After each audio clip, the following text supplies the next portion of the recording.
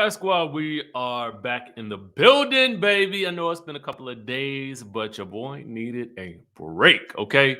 Let me tell y'all something. I saw Black Panther Wakanda Forever, and y'all know I just lost one of my best friends. So that movie right there, it just sent me down a spiral yet again, okay?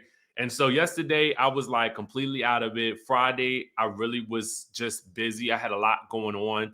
But yesterday I could not do nothing. I literally laid on the couch yesterday and watched Criminal Minds all day because I just was not feeling anything.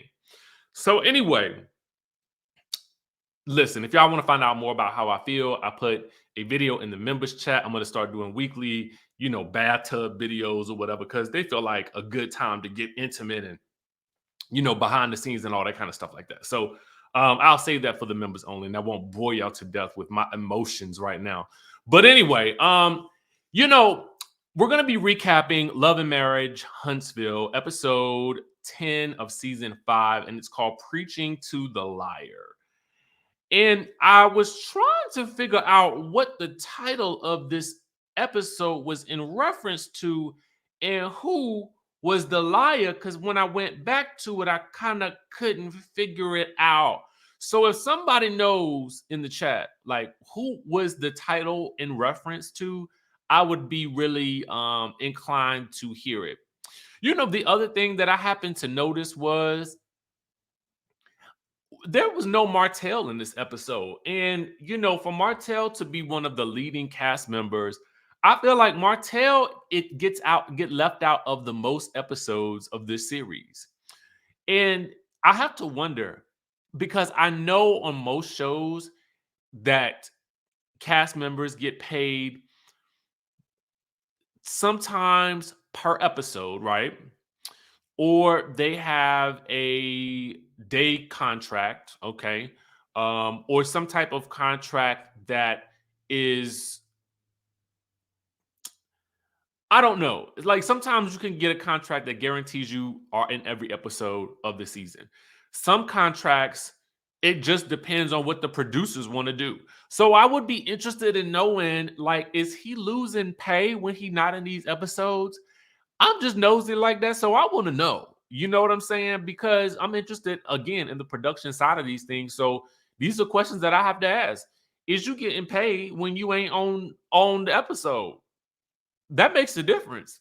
Cause he be in he it's tons of episodes that he don't be in. Or does a flashback count? I don't know. Y'all let me know what y'all think in the comment section down below. And so that gets me into the rating of this episode.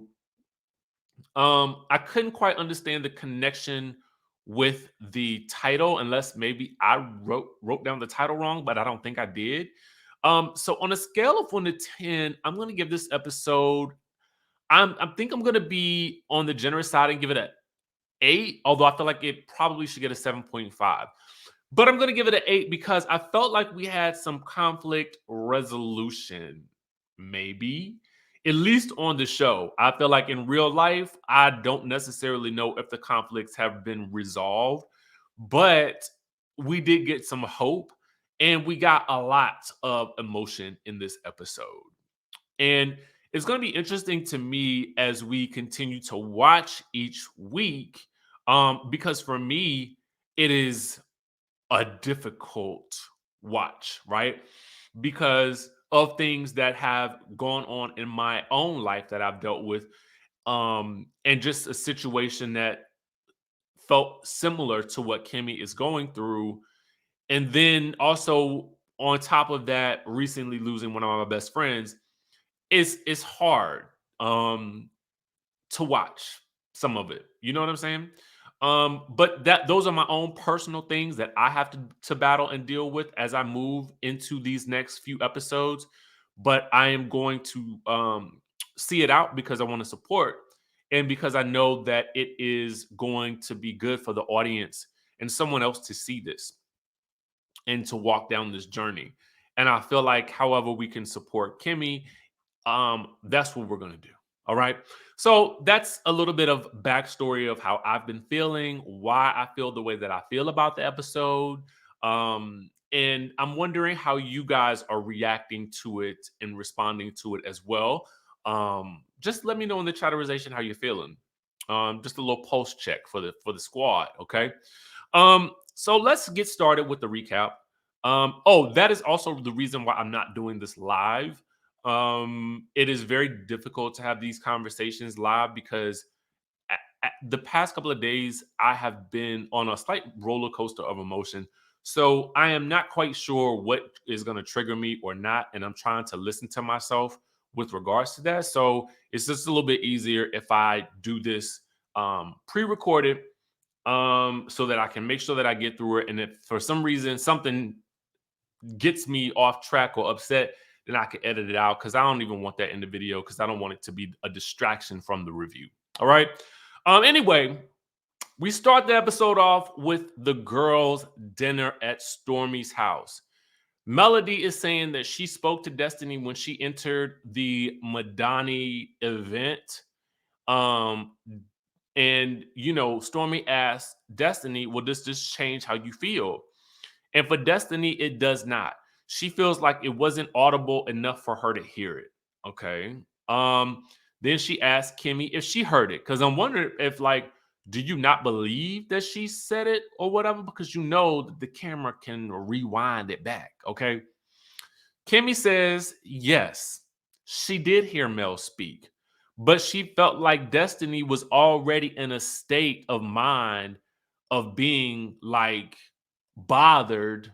Okay. And she was.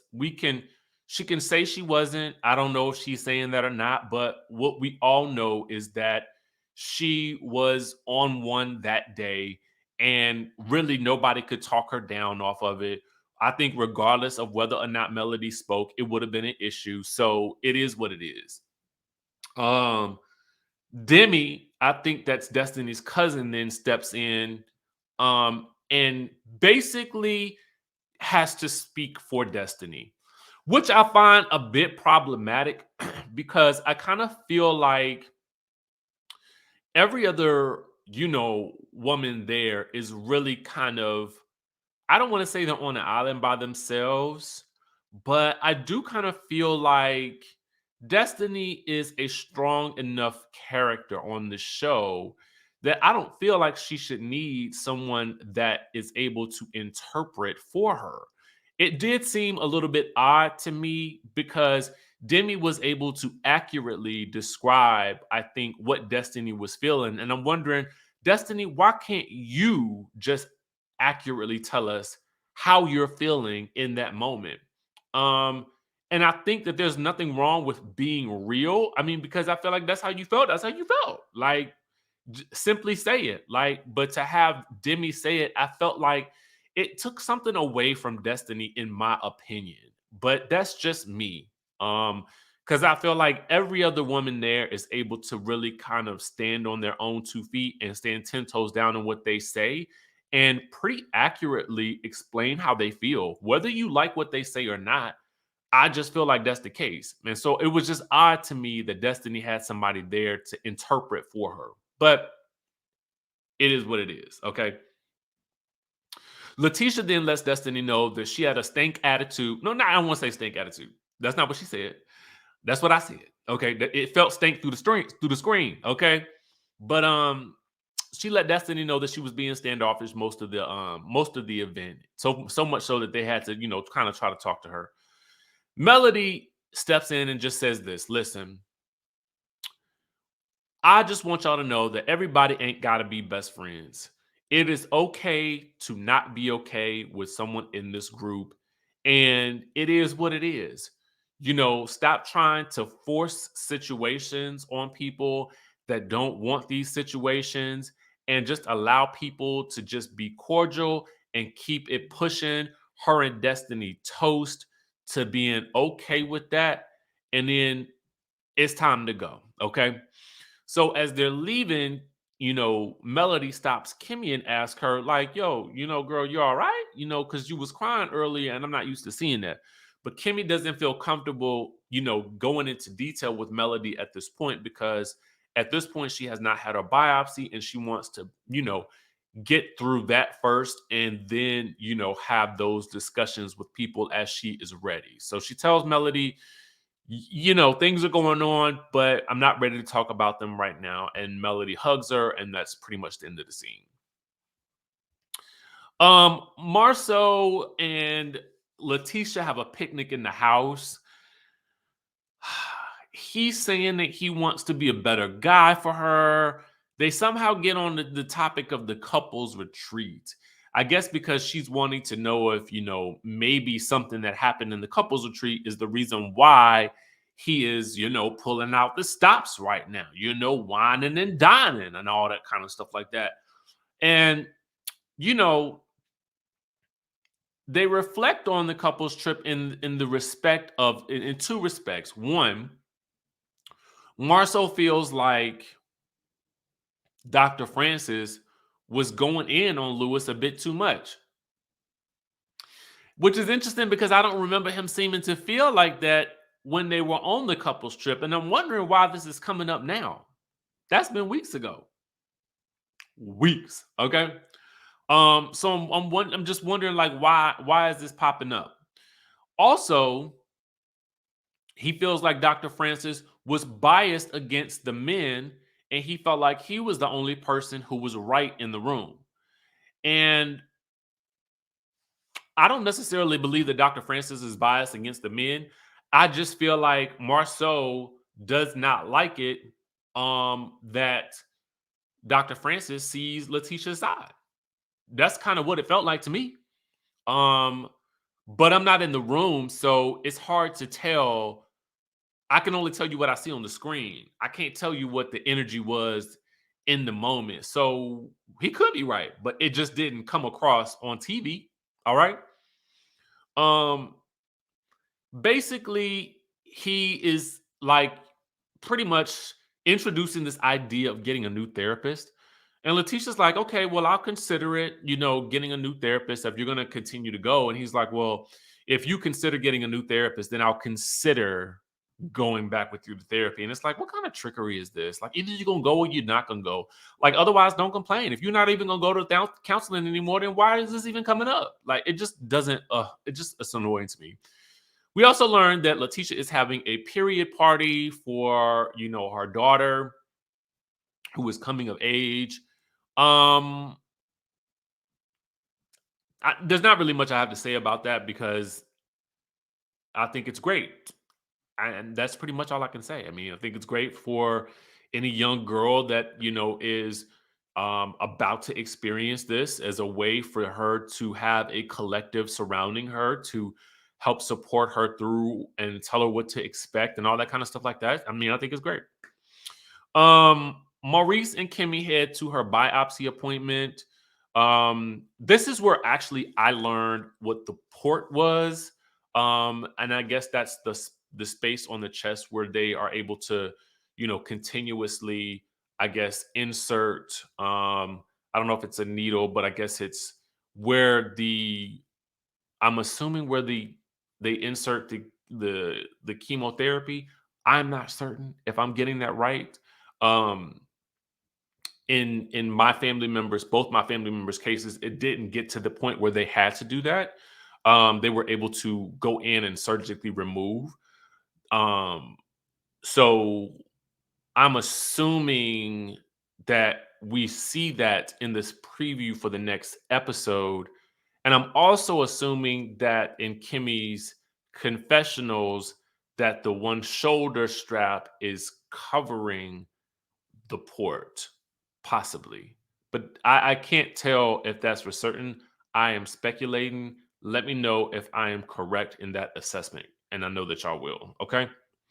Um, for Kimmy, she says they've done a good job of moving this thing forward, which I will say is from my own family experience that to me it seemed like it was a slow moving process. But for her, she says that within 72 hours, things have been progressing enough for her to at least be able to go to this biopsy appointment. And, they pray when they get there and then they go inside. So Destiny's having a photo shoot for her single On 10. Um, I haven't really seen her promote the single that much, to be honest with you. I know that when we interviewed, I think last year, I did get a chance to hear it. So that was nice, and it's nice that she's putting in some effort to market the single and push it forward or whatever. Apparently, she invited Melody to stop by, and as you watch the interaction between Melody and Destiny in the beginning, they're very much friendly. It's almost very sisterly. It is very reminiscent of the relationship that they seemed to have before everything went awry, which also makes it sad because you could see that there's a way that they could possibly get back to some semblance of something good. You know what I'm saying? Like it was just like, okay, like the way they were interacting with each other, it was fun. It felt good. And so when they sit down to have a ponderosa about, pretty much how they got there and then how they can move on, they disagree on, specific elements of what actually happened. Okay. You know, whether or not um Melody spoke to Destiny, when she came into the thing. Um, they get into stuff that happened last year, and they start talking about, Melody, Destiny calling Melody a master manipulator. There was some event that somebody was supposed to do with Destiny. They pulled out of it because the woman told Destiny, well, you need to figure out what's going on with you and Melody. And so she had to find out from this lady that something was going on. I just like, I think I knew what was going on with this whole situation last year, but it's been a year. So much has happened in this year. So to me, I'm uninterested as well.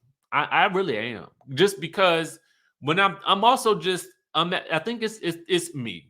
It's me. I will readily admit it. It's me. It's me. It's me. It's not them. It's me. It's not you. It's me.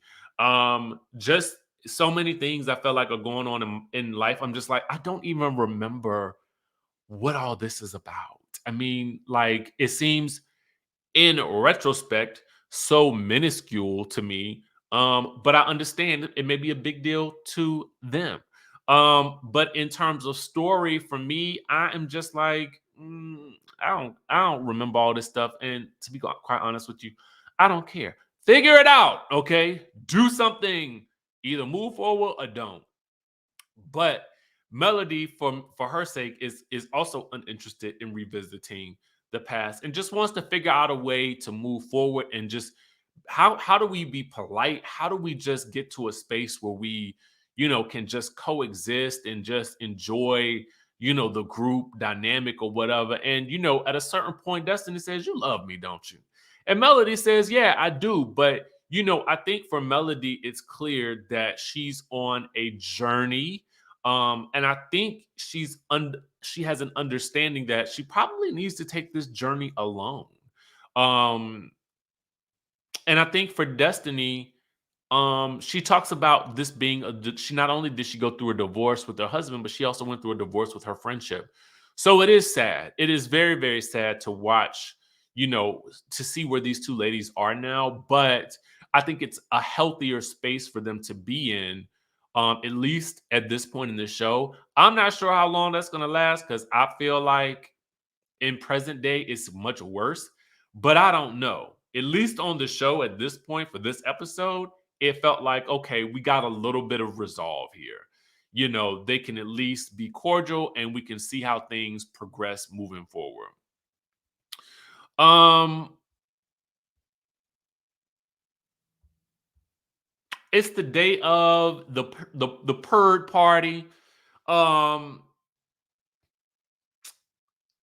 there's some speakers there.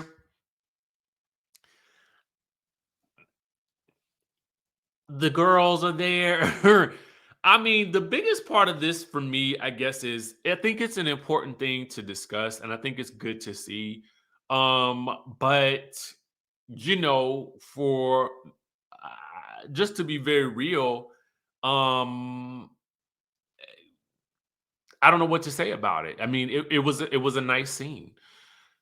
And then we get Kimmy and Maurice stopping by.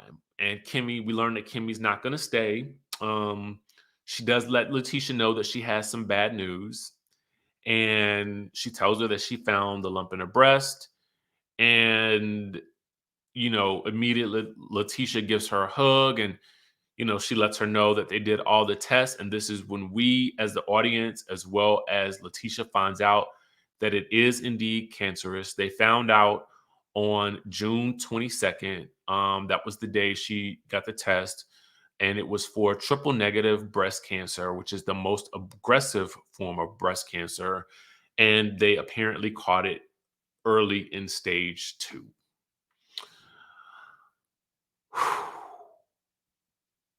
Y'all, this is it's it's it's a difficult watch, but I think again, it's if this situation helps at least one person find a way to get early detection, or you know um, in some way, shape, or form, go visit your doctor for a regular checkup.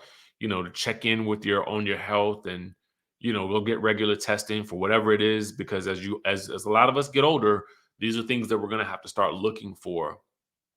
And so, yeah, I mean, that's really all as much as I can mentally and emotionally give you for today.